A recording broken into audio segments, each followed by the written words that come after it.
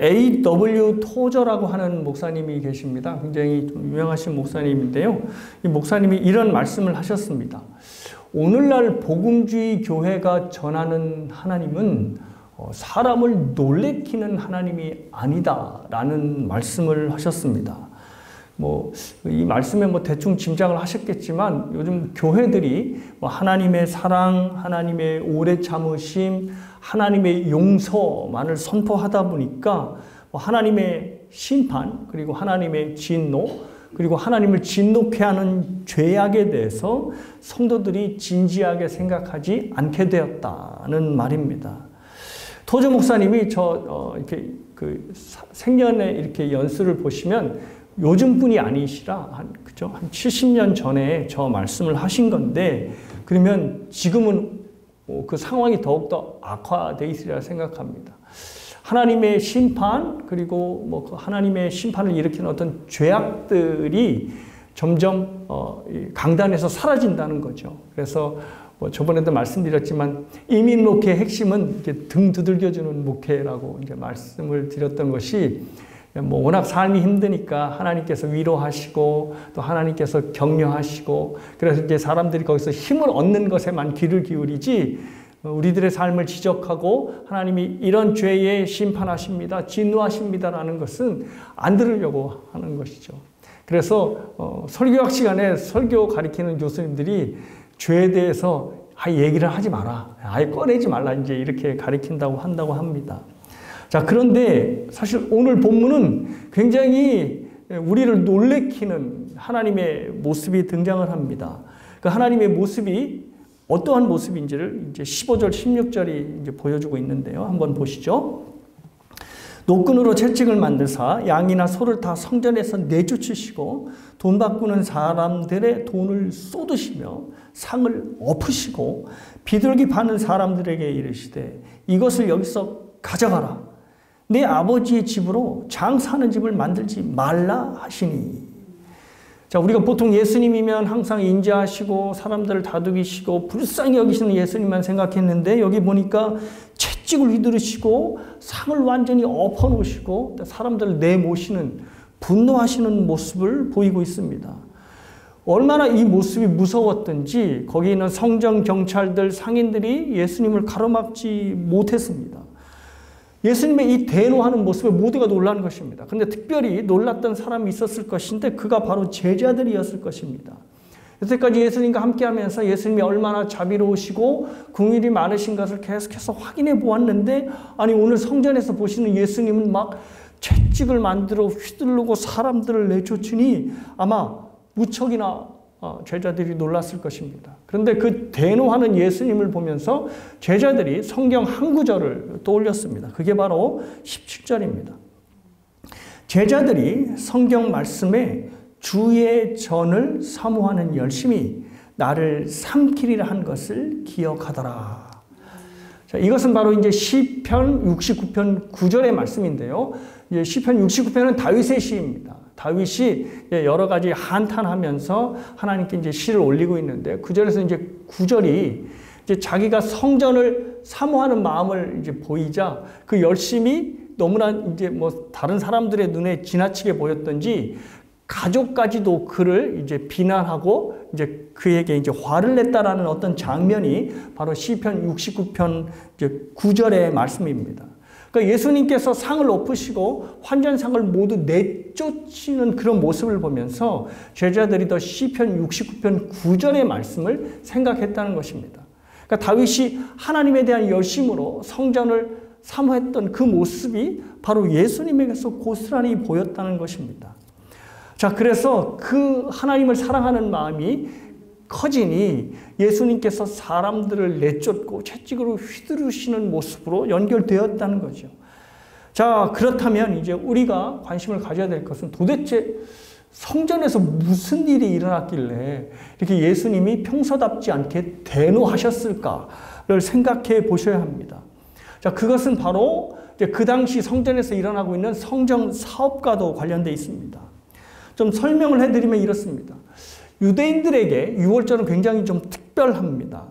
본토 유대인들뿐 아니라 세계 각지에 흩어져 사는 디아스포라 유대인들까지도 유월절은 굉장히 특별했습니다. 그들 소원에 내 평생에 유월절에 예루살렘에 가서 유월절 제사를 드리는 것이 소원이다라고 여길 만큼 굉장히 예루살렘 성전에 대해서 그리고 유월절에 대해서 특별한 마음을 갖고 있었던 것입니다.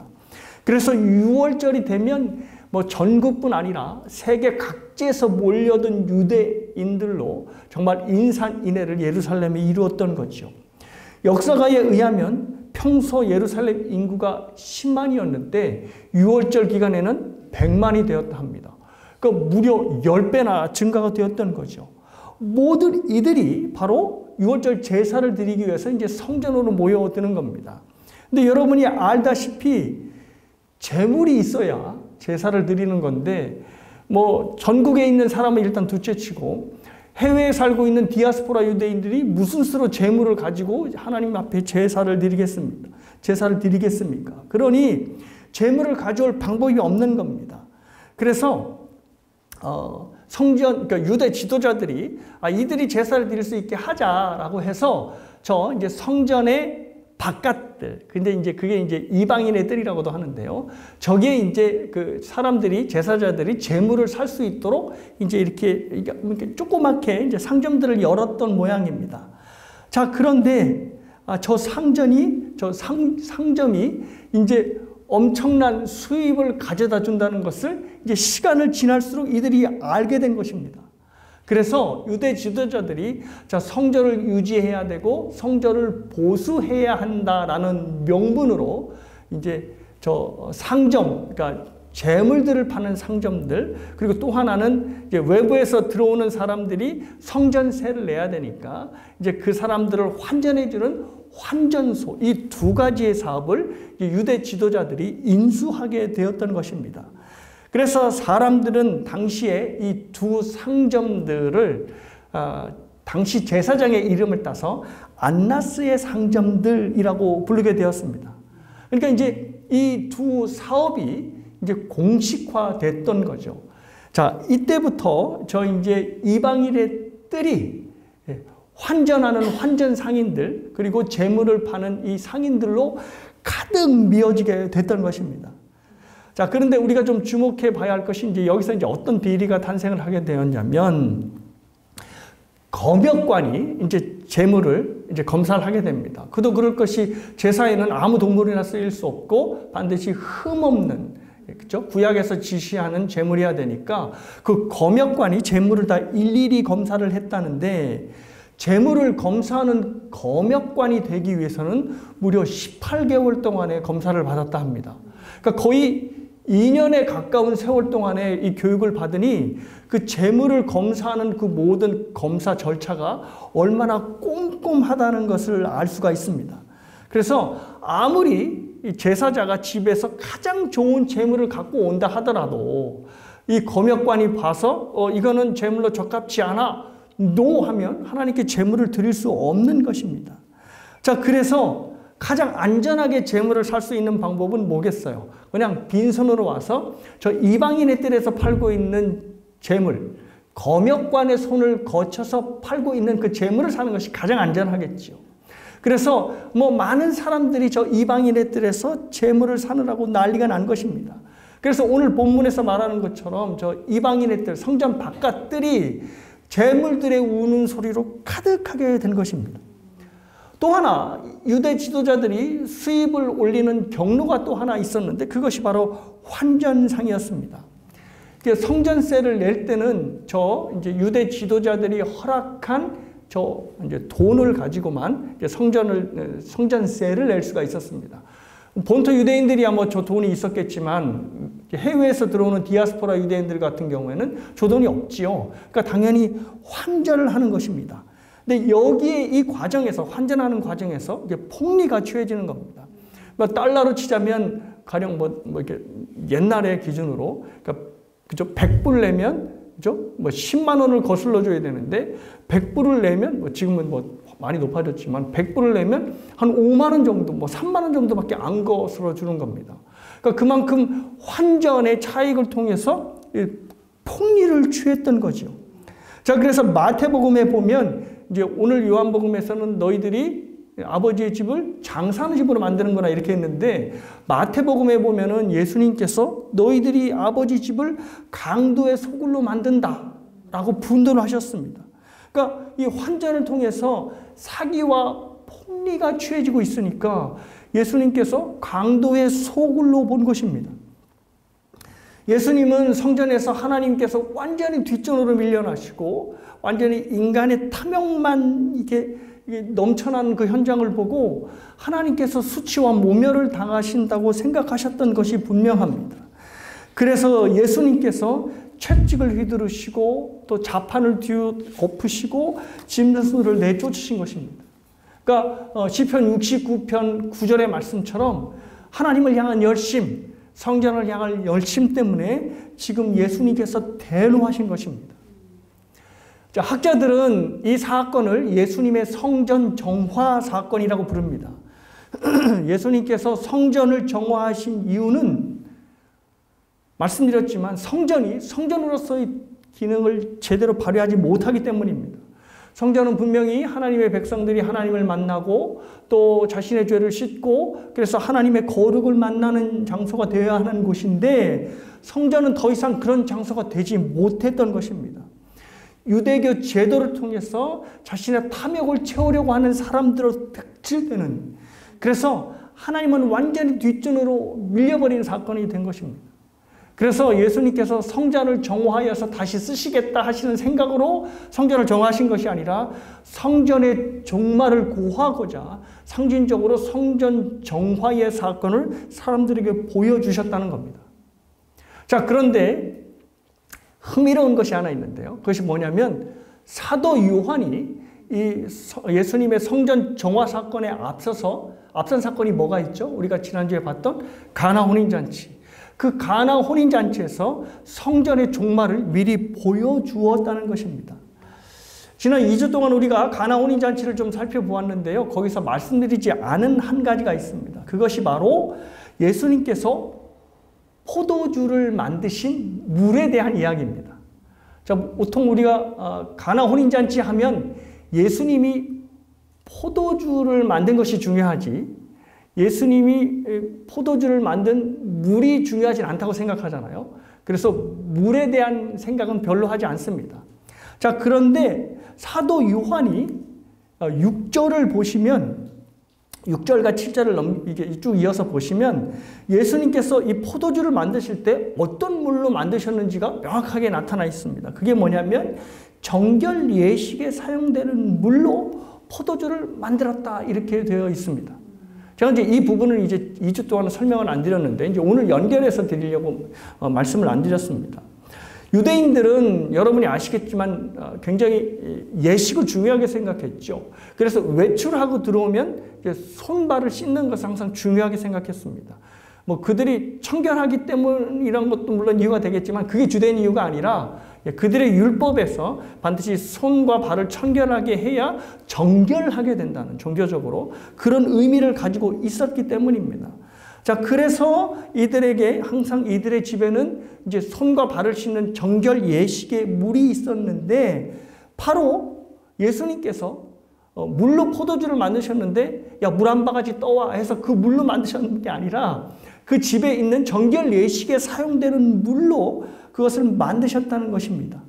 자, 이것은 바로 예수님께서 유대교의 종말을 이미 가나 혼인잔치 때 보여주셨다는 겁니다. 손과 발을 씻는 정결 예식은 바로 유대교를 상징합니다. 유대교는 손과 발을 씻는 예식을 포함해서 정말로 많은 예식이 있죠. 그 예식을 통해서 사람들이 정결해지고 하나님의 거룩하심을 입을 수 있다고 생각한 것입니다. 그런데 그 정결을 대표하는 정결 예식의 물로 예수님께서 포도주를 만드신 겁니다. 가나 혼인잔치의 이야기를 좀 돌이켜보면 가나 혼인잔치에서 포도주가 떨어져서 큰 문제가 생기지 않았습니까? 그래서 그 잔치가 이제 끝나게 되고 그 잔치가 이제 수치와 불명예로 끝나게 되었는데 저 정결 예식에 관련된 모든 물과 모든 의식들이 그 잔치를 기쁨으로 만들어내질 못합니다. 그렇죠? 정결 예식의 물은 물이지 그게 뭐 포도주로 될 수 없으니까요. 그래서 그때 잔치가 망가져서 저 유대의 어떤 손 씻는 예식들이 아무런 영향을 미치지 못한다는 것은 더 이상 유대교가 사람들에게 하나님 나라의 기쁨 또 하나님을 섬기는 데 있어서의 오는 그냥 굉장히 환희 같은 것을 더 이상 줄 수 없다. 그들은 한계에 다다랐다라고 하는 것을 보여주고 있다는 것입니다. 그래서 예수님께서 가나 혼인잔치 때 다른 물로 만들지 않고 유대교는 이미 끝났다라는 것을 보여주기 위해서 바로 정결 의식에 사용되는 물로 포도주를 만들었다는 것입니다. 유대교로는 결코 할 수 없는 잔치의 기쁨을 바로 예수 그리스도께서 포도주를 만드심으로 제공할 수 있다는 것을 가나 혼인잔치에서 구체적으로 보여주신 것입니다. 그래서 학자들은 가나 혼인잔치에서 정결 예식용으로 물로 포도주를 만든 것이 바로 유대교의 종식을 의미하는 것을 예수님께서 보여주셨다라고 해석하고 있습니다. 자, 그렇다면 이제 오늘 예수님께서 성전 정화를 하신 이 사건을 이제 우리에게 어떻게 적용할까가 우리의 관심사가 되어야 합니다. 왜냐하면 유대교가 더 이상 제 기능을 하지 못한다는 것은 그들의 이야기지 사실 우리들의 이야기는 아니지 않습니까?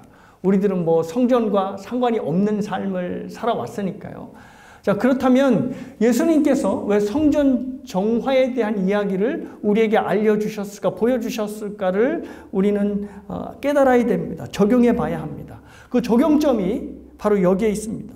고린도전서 3장 16절에서 17절인데요. 뭐 여러분이 잘 아시는 말씀입니다. 너희는 너희가 하나님의 성전인 것과 하나님의 성령이 너희 안에 계시는 것을 알지 못하느냐? 누구든지 하나님의 성전을 더럽히면 하나님이 그 사람을 멸하시리라. 하나님의 성전은 거룩하니 너희도 그러하니라. 이미 잘 알고 계신 대로 성경은 우리의 몸이 성전이 되었다라고 말씀을 하십니다. 이제 여기에 오늘 사건에 요한복음의 적용점이 있는 거죠. 우리가 예루살렘에 있는 성전과는 상관없는 사람이지만 성전과 상관이 있다. 어떤 성전이요? 우리의 몸이 성전이 됐으니 우리와 상관이 있게 되는 것이죠. 그래서 예수님의 성전 정화 사건은 2000년 전에 일어난 사건이지만 이것을 2000년 전이 지난 우리에게 적용해 볼 수 있는 것은 우리 몸이 성전이 되었으니 예수님의 성전 정화를 우리의 신앙적인 삶에 적용할 수 있게 된 것입니다. 그래서 오늘 본문을 통해서 이제 우리 몸으로 성전을 이루고 있는 신앙생활을 할 때 우리가 이제 어떻게 이 부분을 적용할 것인가를 생각해 보고자 합니다. 이제 두 가지를 말씀드릴 텐데요. 첫 번째는 예수님께서 우리에게 왜 이 성전 정화 사건을 보여주셨냐 하면 첫 번째는 죄에 대한 정화를 교훈하시기 위해서입니다. 예수님의 성전 정화는 죄의 정화와 관련되어 있습니다. 예수님께서 채찍을 휘두르시고 분노하시고 상을 뒤엎으신 것은 사람들이 미워서가 아닙니다. 완전히 성전을 뒤덮고 있는 죄악들을 깨끗하게 하기 위해서, 죄악들로부터 성전을 보호하기 위해서 그 환전상인들을 내쫓고 죄물들을 쫓으신 것입니다. 그래서 성전 정화 사건은 사람들을 몰아내신 사건이 아니라 바로 성전에 있는 죄악들을 깨끗게 하신 사건인 것입니다. 자, 근데 이것은 이제 우리에게 적용해 보면 사도 바울은 고린도전서에서 누가 성전이 되었다? 우리가 성전이 되었다라고 말씀합니다. 자, 그런데 성전도 그냥 성전이 아니라 정확하게는 우리가 지성소가 되었다라고 합니다. 성전 중에서 하나님의 임재가 일어나는 것은 지성소지요. 성전 중에서 제일로 거룩한 것이 바로 지성소입니다. 우리가 하나님께서 임재하시는 성전이 되었다는 건데 그 성전 중에서가 지성소가 되었다는 것은 우리가 죄악으로부터 멀어져야 되고 죄악으로부터 깨끗한 삶을 살아야 된다는 것을 의미합니다. 그러니까 예수님께서 성전을 정화하셨듯이 우리도 성전인 우리 안에 있는 죄악들을 정화해야 한다는 것을 오늘 본문이 우리에게 말씀하고 있는 것입니다. 그래서 우리가 지성소가 되어 있는 이상 불편하시더라도 내 삶에서 반복적으로 일어나는 죄악에 대해서 기억하셔야 되고 죄악에 예민하셔야 되고, 또 죄악에 넘어지는 자신에 대해서 원통하셔야 되고, 또 죄악과 싸우는 흔적들이 우리 안에 분명히 보여져야 한다는 겁니다. 그래서 필수적으로 우리에게 친근해야 한 가지가 있는데요. 그것이 바로 회개입니다. 회개라고 생각하면 보통 우리가 굉장히 무겁게 생각하죠. 그래서 통의 자복이라는 단어가 나오니까 회개라고 하면 막 무릎 꿇고 눈물을 철철 흘려야 하는 것으로 회개를 생각합니다. 그래서 사실 우리의 일상에서 회개는 조금 거리가 멀고, 교회에서 어떤 수련회를 갈 때 아니면 기도회를 올라갈 때 그래 내가 여태까지 묵었던 죄를 한꺼번에 회개하자라는 마음으로 올라가곤 합니다. 자, 그런데 제 선배 목사님이 굉장히 재미난 또 의미 있는 말씀을 하나 하셨습니다. 그게 뭐냐면 회개에 대해서 너무 무겁게 접근하지 말라는 겁니다. 회개는 무슨 일주일에 한 번 교회에 와서 참회 시간에 하는 게 아니라, 기도원에 올라가서 1년 만에 하는 것이 아니라 날마다 회개를 해야 하는 것이 우리의 삶의 모습이 돼야 한다는 거죠. 그런데 이 회개를 너무 무겁게 생각하니 회개가 우리 삶에서 거리가 먼 삶을 신앙생활을 할 수밖에 없다는 겁니다. 그래서 이 목사님이 뭐라고 얘기하시냐면, 회개를 그렇게 무겁게 생각하지 말고 친근하게 하면서 회개하라고 얘기할 때도 막 인상 쓰면서 회개하세요 이렇게 얘기하지 말고 웃으면서 회개하세요. 이렇게 여보 오늘 저녁이 되면 여보 오늘 죄진 거 회개하셨어요? 회개하세요. 이렇게 웃으면서 이야기를 하라는 겁니다. 이게 회개를 장난스럽게 하라는 말이 아니라 회개에 대해서 너무 무겁게 접근해서 회개가 우리의 일상생활에 동떨어진 것으로 있게 하지 말라는 것입니다. 회개를 너무 무겁게 접근하면 우리의 삶에서 우리의 죄악이 올라올 때, 하나님이 원치 않는 생각들이 올라올 때 바로바로 회개가 안 된다는 겁니다. 참았다가 내가 일주일에 교회 가서 참회 시간 때 해야지 라고 한다는 거죠. 그러면 안 된다는 겁니다. 우리가 하나님 앞에 죄악들이 계속해서 올라오는 이상, 내 연약함이 드러나는 이상 항상 그때 그 순간 차에서든 싱크대 앞이든 아니면 무엇에서든 하나님 내가 하나님 앞에 합당치 않은 생각을 하였습니다. 하나님 회개합니다. 라고 하는 일들이 우리의 삶에서 부단히 일어나야 한다는 것입니다. 그래서 회개를 너무 무겁게 생각하지 말라는 거죠. 충분히 일리가 있는 말이라고 생각합니다. 자, 이제 그럼에도 불구하고 우리의 마음속에 회개라고 하면 일단 웃음이 나오기보다는 인상이 딱 쓰여지는 게 사실입니다. 왜냐하면 회개하면 뭐와 마주하기 때문에, 자기에게 있는 죄악과 마주하기 때문에 그렇습니다. 죄는 하나님이 정말로 싫어하시는 겁니다. 죄악은 정말로 하나님이 진노하시는 겁니다. 그래서 하나님께서 죄를 다루실 때는 조금이라도 여지를 두지 않으십니다. 뭘 보면 아실 수 있으실까요? 바로 예수님의 십자가를 보면 알 수 있습니다. 십자가를 보면 얼마나 하나님께서 죄를 혹독하게 다루시는지, 그 죄악에 대해서 조만치의 양보도 없으신지를 알 수 있습니다. 십자가의 사건은 사실 성자를 심판하는 것이 아니라 누구를 심판하는 거죠? 성자께서 짊어진 우리의 죄를 심판하는 거죠. 그러니 죄악에 대해서 하나님께서 얼마나 대노하시고 분노하시는지 십자가의 예수님의 고난을 보면 잘 알 수가 있습니다. 그러니 회개가 사실은 부담스러울 수밖에 없죠. 왜냐하면 회개를 하면 자기의 연약함, 자신의 부족한 죄와 마주하기 때문입니다. 그러니 자신이 아플 수밖에 없죠. 그럼에도 불구하고 아프더라도 힘들더라도 회개해야 한다는 겁니다. 그래야 죄에 대해서 미워하고 죄에 대해서 원통해하고 또 죄에 대해서 돌아킬 수 있는 의지가 우리 마음 안에 생겨나기 때문입니다. 그래야지 사도 바울이 말한 우리가 성전이 된 의미, 바로 지성소가 된 의미를 지켜갈 수 있기 때문입니다. 날마다 회개하심으로 지성소의 거룩함을 유지하시는 여러분 모두가 되시기를 주님의 이름으로 축복합니다. 또 두 번째의 성전 정화의 메시지는 이것입니다. 바로 자기 스스로 주인의식을 갖는 것에 대한 정화입니다. 자, 예수님께서 상인들을 내쫓으시고 환전상을 뒤엎으시자 여러분들이 18절을 보시면 사람들이 막 따져와서 물었습니다. 아니 네가 무슨 권한이 있어서 이 일을 했느냐. 뭐 거기서는 선지자라는 말이 없지만 네가 이런 일을 행하는 거 보니 선지자 같은데 네가 선지자라면 우리에게 표적을 보여라 라고 하는 말이 18절에 있는 겁니다. 자, 그러자 예수님께서 다음과 같은 말씀을 하시는 겁니다. 19절에서 21절 말씀입니다. 예수께서 대답하여 이르시되 너희가 이 성전을 헐라 내가 사흘 동안에 일으키리라.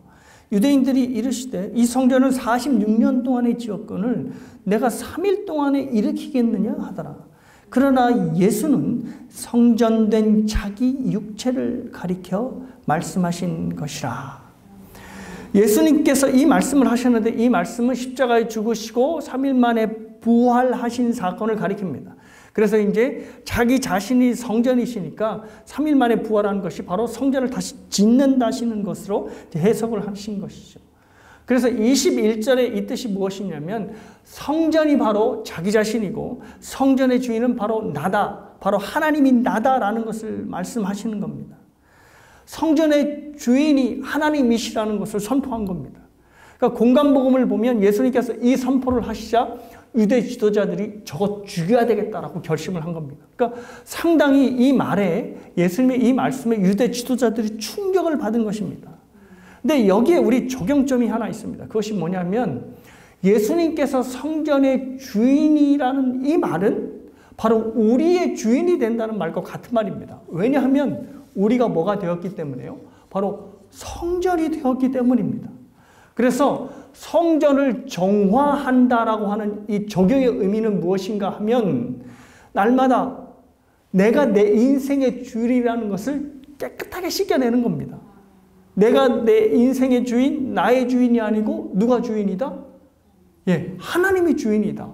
왜냐하면 성전된 우리의 주인, 성전의 주인은 하나님이시듯이 성전된 우리의 주인도 역시 하나님이 되기 때문입니다.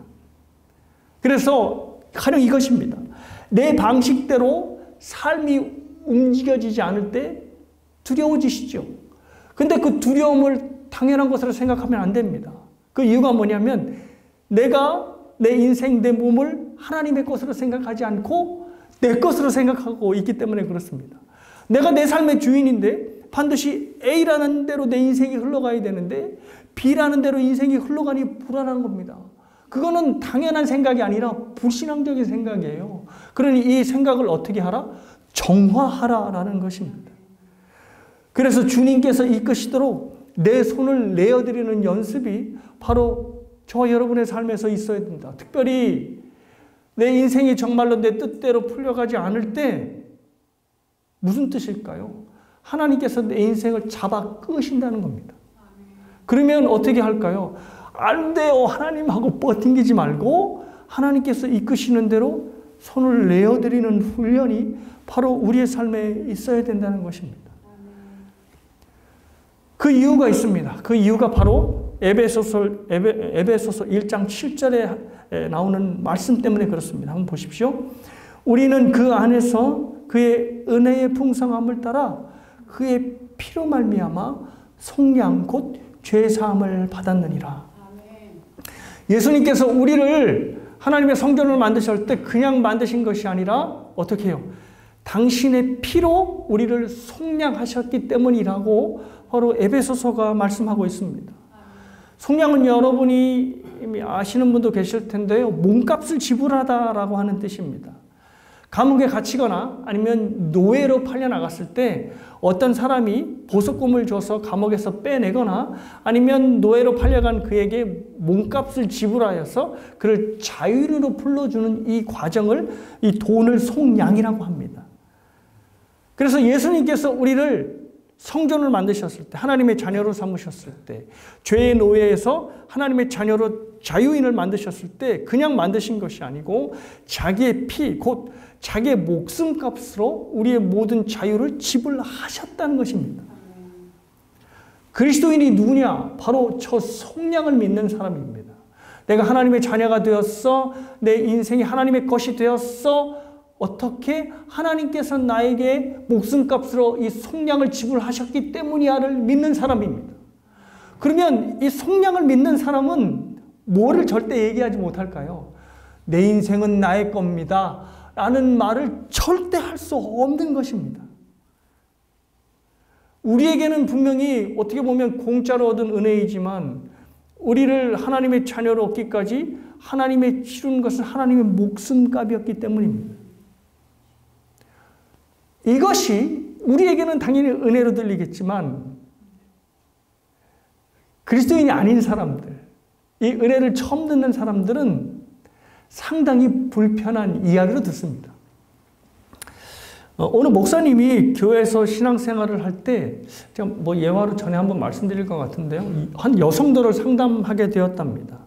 이 여성들은 뭐 어렸을 때부터 교회 생활을 했지만 복음에 대해서 뭔지를 정확하게 이해하고 이제 복음에 대해서 깊은 이해가 없었던 사람 같습니다. 그런데 이분이 이 교회를 다니면서 다니는 교회를 다니면서 복음에 대해서 정확하게 이제 들었던 겁니다.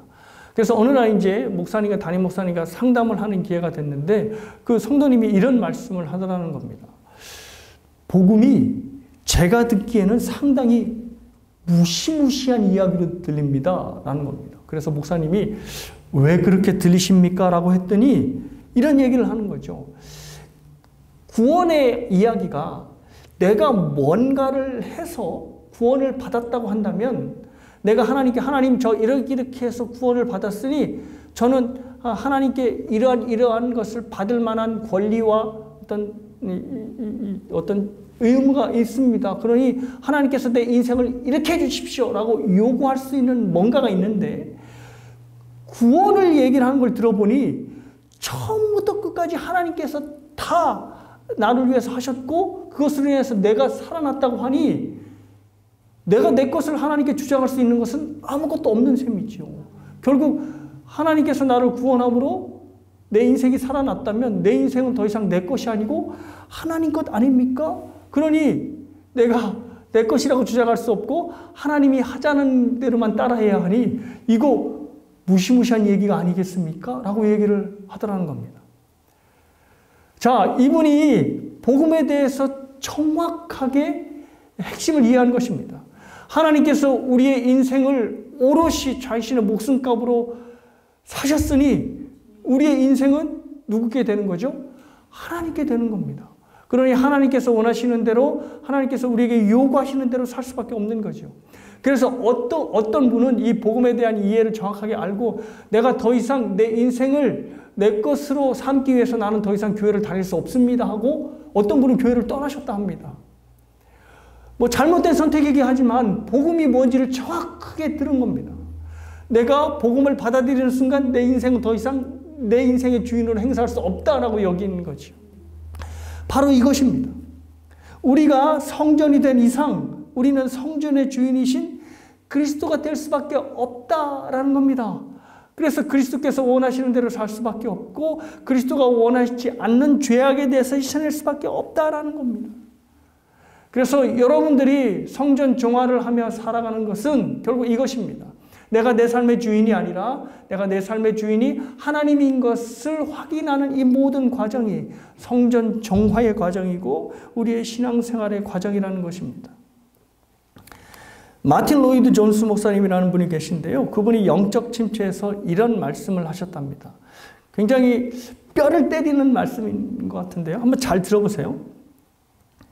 자아가 우리에게 말을 걸게 하지 말고 우리가 자아에게 말을 걸어야만 합니다. 여기서 우리는 크리스찬이 되겠죠. 인생에서 대부분의 문제와 불행은 우리가 자아에게 말하는 대신 반대로 우리가 자아의 말을 듣는다는 데 있습니다. 자신을 다룰 줄 아는 것은 영적인 삶을 살아가는 핵심입니다. 자신을 장악할 줄 알아야 합니다. 자신을 장악한다는 말이 무엇이겠습니까? 하나님의 말씀을 가지고 자아를 다스리고 자아를 가르치고 자아를 인도해야 한다는 겁니다. 자기 인생이 자신이라고 생각하는 사람은 뭐에 귀를 기울일까요? 자기 자신이 무엇을 원하는지를 귀를 기울입니다. 그래서 요즘 세상이 하는 이야기가 바로 이것입니다. 뭐 이렇게 선택을 해야 되고 갈등의 상황이 왔을 때 뭐를 해라? 네 자신이 네 마음이 뭔 얘기를 하는지 들어봐 라는 것이 요즘의 대세적인 메시지입니다.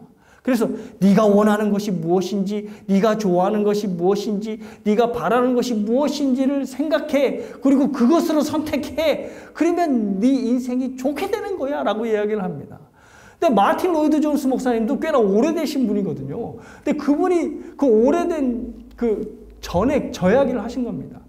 마음의 목소리를 듣는 게 신앙생활이 아니라 오히려 하나님의 말씀을 가지고 자아에게 말을 건네라. 그것이 신앙생활이다. 말씀을 가지고 자아를 조정하고 자아를 인도하는 것, 그것이 바로 신앙생활이다. 그래서 로이드 존스 목사님이 자신을 장악해야 한다라고 말씀을 한 것입니다. 사랑하는 여러분, 여러분은 정말 자신을 장악하고 계십니까? 자신의 욕망으로 자신을 가득 채우라는 말이 아니라 하나님의 말씀에 자기 자신을 향해서 자꾸 욕망으로 반대로 방향에 가는 자신에게 말을 걸고 있습니까? 그리고 내 자신을 붙잡고 있습니까? 붙잡고 있다면 로이드 존스 목사님대로 자신을 장악하며 사는 것입니다. 성전 정화가 바로 이것을 의미한다는 거죠. 내가 내 삶의 주인이라는 의식, 이것을 자꾸 씻겨 나가야지만 우리 안에 깨끗한 성전이 유지가 될 수 있다는 겁니다. 우리 자신을 따르는 대신 주님을 따르는 삶을 살아 인생이 행복하다라는 겁니다. 어떤 사람이 노예시장에서 여자아이를 샀다 합니다. 그래서 이 사람이 여자아이 보고 야, 너 더 이상 노예가 아니야. 자유인이야. 자, 네가 가고 싶은 대로 가거라 라고 하니까 이 여자아이가 정말요? 제가 가고 싶은 대로 가도 돼요? 그래, 너는 이제 자유야. 그 네가 원하는 대로 가. 또 묻더랍니다. 정말요? 내가 원하는 대로, 내가 가고 싶은 대로 가면 돼요? 그래, 내가 너를 샀잖아. 그래서 너는 이제 자유인이야. 네가 원하는 대로 갈 수 있단다 하니까 이 여자아이가 만세를 부르면서 뭐라고 말했는지 아세요? 그러면 저 아저씨 따라갈래요. 그랬답니다. 자기에게 자유를 준 그 아저씨를 따라가는 그 길에 행복이 있다는 것을 이 똑똑한 여자아이가 알았다는 겁니다. 바로 그겁니다. 우리에게 옳은 길, 의의 길, 자유의 길을 예수 그리스도께서 주셨죠. 그 말은 자, 너에게 자유가 주어졌으니 네 마음대로 살아가라 이 의미가 아니라 내가 너에게 자유를 줬으니 이 여자아이처럼 나를 따라오너라 라고 말씀을 한 겁니다. 그래서 결국은 옳은 길 따르라 의의 길이 바로 예수님께서 가시는 그 길이고 그 길을 우리가 가야 된다는 것입니다. 이것이 바로 성전 정화가 우리에게 주는 두 번째 메시지가 되는 것입니다. 자, 말씀을 정리합니다. 성전 정화는 주님의 성전이 된 우리 안에 있는 죄를 계속해서 정화해 나가는 것입니다. 사실 참회 기도할 때마다 여러분 무슨 생각 드세요? 되게 송구스럽지 않으세요? 왜냐하면 여러분들이 참회 기도할 때 전혀 새로운 죄악으로 기도하는 것이 아니라 맨날 넘어지는 그 죄악으로 계속 하나님께 참회하는 기도를 하기 때문일 거예요. 분명히. 그러니까 오늘도 맨날 이 기도 가지고 또 기도하네라고 생각할 때 하나님께 너무나 송구스러운 거죠. 그럼에도 불구하고 기도해라, 회개해라. 왜냐하면 그 회개가 우리 안에 있는 성전의 더러움들을 깨끗하게 씻어나가니까. 또 하나는 내 삶에 내가 주인 된다는 것을 자꾸 거절해라, 거부해라는 것입니다. 스스로 정해놓은 기준들, 그리고 그 기준대로 되지 않을 때 내 삶이 자꾸 내 마음이 동요하게 될 때, 그때 그 동요에 휘말리지 말고 좌절에 휘말리지 말고 어떻게? 그렇지, 하나님께서 내 인생의 주인이신지 내 인생의 손을 그분께 내어드리자라는 것입니다. 남들이 왜 이렇게 수동적으로 살아? 라고 말을 듣는다 할지라도 그 손을 내어드리자. 그 안에 성전 정화의 길이 있다라는 말씀을 오늘 본문에서 말씀하시는 것입니다. 자기 안에 올라오는 죄를 회개하시고 우리 주인이 예수 그리스도이심을 기억하며 살아가시는 여러분 모두가 되시기를 주님의 이름으로 축복합니다.